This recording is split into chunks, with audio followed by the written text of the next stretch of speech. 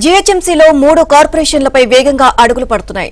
Delimitation ప్రక్రియ పూర్తి కావడంతో కార్పొరేషన్ల విభజనపై అధికారులు కసరత్తు చేస్తున్నారు. ఫిబ్రవరి 11 తర్వాత 3 కార్పొరేషన్లపై ప్రకటన రానుంది. ఫిబ్రవరి 10తో ప్రస్తుత పాలక మండలి గడువు ముగియనుంది. గడువు ముగిసిన మరుసటి రోజు నుంచే 3 కార్పొరేషన్లతో 4 జోన్లకు ఒక కార్పొరేషన్ ఉండేలా ప్లాన్ చేస్తున్నారు. దీనిపై మరింత సమాచారాన్ని మా ప్రతినిధి నుమాన్ అందిస్తారు. జీహెచ్ఎంసీని 3 కార్పొరేషన్లుగా చేసేందుకు ప్రభుత్వం వేగంగా అడుగులు వేస్తుంది. డీలిమిటేషన్కి సంబంధించినటువంటి ప్రక్రియ పూర్తి కావడం, ఫైనల్ నోటిఫికేషన్ కూడా విడుదల కావడంతో ఇక కార్పొరేషన్ల విభజన మీద అధికారులు పూర్తిగా ఫోకస్ పెట్టారు.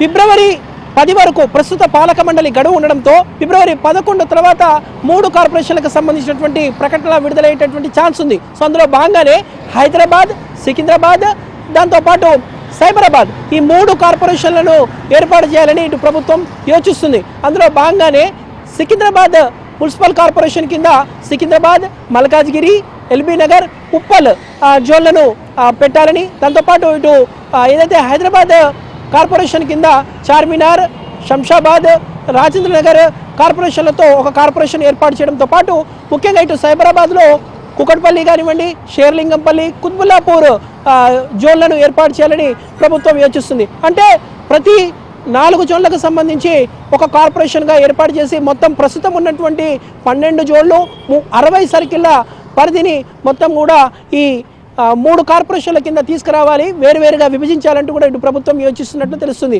ఈ ప్రక్రియ అంతా పూర్తి కావాలంటే మే వరకు సమయం పట్టేటటువంటి అవకాశం ఉంది. ఎందుకంటే ఇప్పటికీ ఇటు బల్దియా ఎన్నికలకు సంబంధించి ఓటర్ల జాబితా మీద అధికారులు కార్యాచరణ రూపొందించారు. సో ఓటర్ల ప్రణాళికలు కూడా వాటి మీద కూడా కసరత్తు చేపడుతున్నటువంటి పరిస్థితి. సో ఇటు ఓటర్ల రూపకల్పన, దాంతోపాటు ఈ ఏదైతే ఈ ప్రస్తుతం ఉన్నటువంటి పాలక మండలి గడువు పూర్తి అవ్వడం, ఇదంతా జరగడానికి దాదాపు ఫిబ్రవరికి సమయం పట్టేటటువంటి అవకాశం ఉంది. సో ఫిబ్రవరి 11 తర్వాత ఈ 3 కార్పొరేషన్లకు సంబంధించినటువంటి ప్రకటన విడుదలయ్యేటటువంటి ఛాన్స్ అయితే కనిపిస్తుంది. సో ఎందుకంటే ఇప్పటికే చూసుకుంటే దాదాపు 300 వార్డుల విభజన జరిగింది, 12 జోన్లు, 60 సర్కిళ్లతో ప్రస్తుతం greater Hyderabad municipal corporation mega సిటీగా ఆవిర్భవించింది. సో ప్రస్తుతం వీటిని పరిపాలన సౌలభ్యం కోసం ప్రజలకు మరింత పాలన దగ్గర చేయాలనే ఉద్దేశంతో ప్రభుత్వం 3 కార్పొరేషన్లుగా చేసేందుకు పూర్తిగా కసరత్తు మొదలుపెట్టింది. అందులో భాగంగానే ఇటు సికింద్రాబాద్, హైదరాబాద్, సైబరాబాద్తో మొత్తం 12 జోన్లను వీటిలోకి తీసుకువచ్చి ప్రతి 4 జోన్లకు ఒక కార్పొరేషన్ వచ్చే విధంగా ప్రభుత్వం అయితే